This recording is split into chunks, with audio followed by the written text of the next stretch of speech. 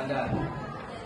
Latar belakang kolonialisme adalah pengembangan kekuasaan sebuah negara atas wilayah dan manusia di luar batas negaranya, seringkali untuk mencari dominasi ekonomi dari sumber daya, tenaga kerja, dan pasar wilayah tersebut.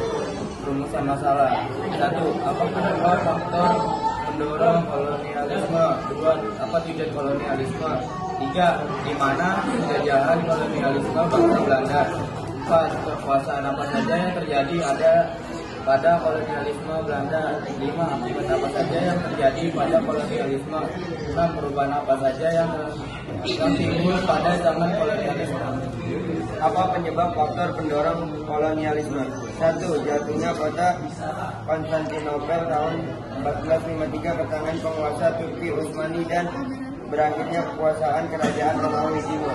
2. Kisah perjalanan Marco Polo ke dunia timur, yaitu perjalanan kembalinya ke negeri Cina melalui pelayanan. 3. Penemuan Copernicus yang didukung Galileo bahwa bumi bulat. 4. Penemuan kompas. 5. Semangat Reconquista, semangat pembalasan terhadap kekuasaan Islam. Apa tujuan kolonialisme? Tujuan utama kolonialisme: 1. Gold, kekayaan. 2. Glory, kejayaan. 3. Gospel, penyebab agama. Kolonialisme bertujuan untuk menguras sumber-sumber kekayaan daerah koloni demi perkembangan industri dan memenuhi kekayaan negara yang melaksanakan politik kolonial tersebut. Di mana daerah penjajahan kolonialisme bangsa Belanda? Daerah kekuasaan bangsa Belanda adalah hampir mencakup seluruh wilayah Indonesia. Tokoh yang berpengaruh ialah Cornelis de Houtman. Cornelis de Houtman, Banten, 1596, adalah seorang penjelajah yang lahir di Belanda pada 2 April 1565. Dia adalah penjajah yang menemukan jalur pelayaran dari Eropa ke Indonesia dan berhasil melalui perdagangan rempah-rempah untuk Belanda. Cornelis de Houtman pertama kali mendarat di Pulau Nusantara, yaitu di daerah Banten. Keberhasilannya ini membawanya berlanjut ke ekspedisi lain yang berujung pada praktik kolonialisme di Nusantara. Perusahaan apa saja yang terjadi pada kolonialisme Belanda? 1. VOC atau koloni Belanda di tahun 1902 di Indonesia dibuat dengan tujuan mencari keuntungan dan memperkuat kedudukan. 2. Sumber dana VOC dari perwakilan kota pelabuhan di Belanda. 3.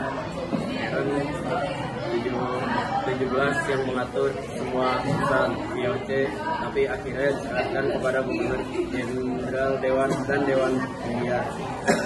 VOC adalah badan dagang pedagang Belanda yang mendapat hak monopoli atau hak istimewa dari kerajaan Belanda. Hak istimewa itu diantaranya: 1. Hak monopoli untuk perdagangan antara Amerika Selatan dan Amerika. 2. Hak memelihara angkatan perang, berperang, mendirikan benteng dan menjajah. 3. Hak untuk mengangkat pegawai. 4. Hak untuk memberi pengadilan. 5. Hak untuk mencetak dan mengedarkan uang sendiri.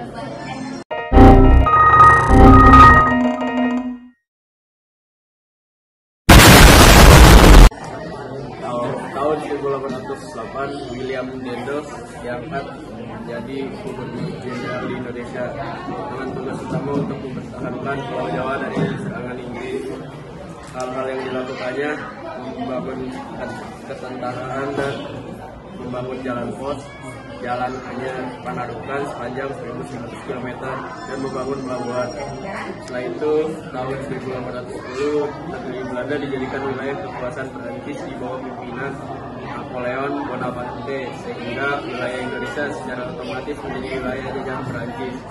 Tahun 1811, kepemimpinan Dendels diganti oleh Gubernur Jenderal Jensen dan pertahanan di Jawa menjadi lemah.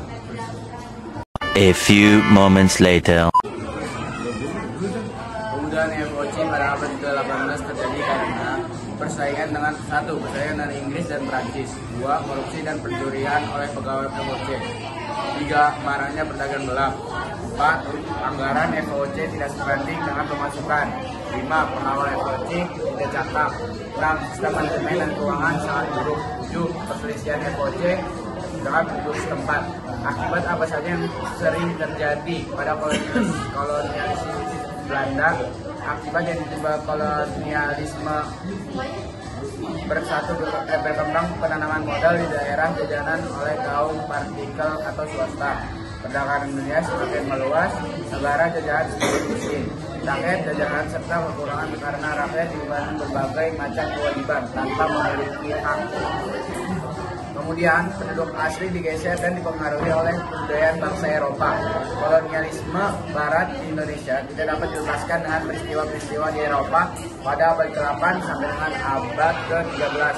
Perubahan-perubahan di Eropa membawa pengaruh terhadap dunia timur, di antaranya reformasi gereja abad 16 sampai 17, gerakan mekanisme revolusi Prancis 1789, revolusi industri 1740. Perubahan apa saja yang timbul pada zaman kolonialis Belanda?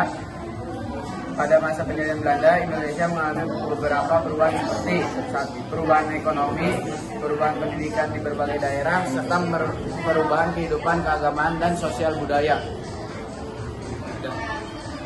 Terima kasih. Assalamualaikum warahmatullahi wabarakatuh.